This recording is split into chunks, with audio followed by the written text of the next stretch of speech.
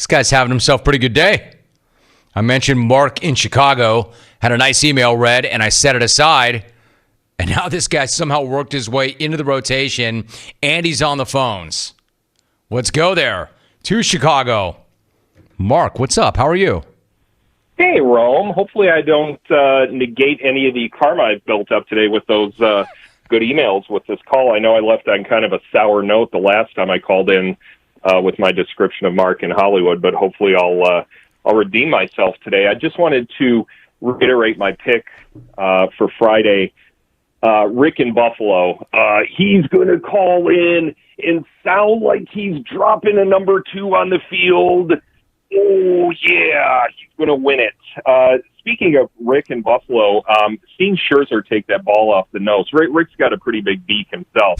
That makes me think he's taken a ball or 2 off the nose or maybe somewhere else on his face. Speaking of weird faces, Caleb in Green Bay, the word on the street is he's got strep throat.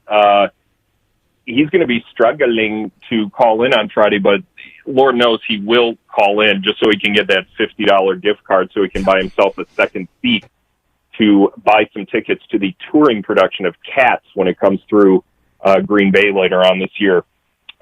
Hearing Nail snap out his chiclets, that sound not only sounds like Patrick Reed's wedge last weekend, but it also sounds like the sound that Orenthal made 25 years ago when he made Pez dispensers out of Ron and Nicole. All right, Ron. That's not a good call. No. You don't like that call. I don't like that call. Not a very good call.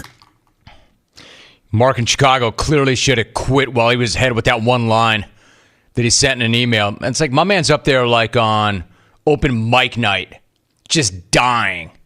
Just like running out there, joke. Nobody's laughing. Nobody likes it. Alvin, how do you not run him after he says Rick in Buffalo sounds like he's dropping a number 2?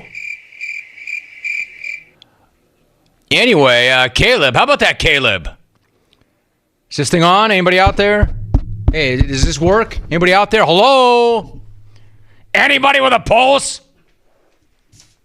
Hey, see, OJ's in the news. Remember that time OJ turned those 2 people into Pez dispensers? Crickets. Damn, tough room. Tough crowd. Tough world. Yeah, how about that Rick?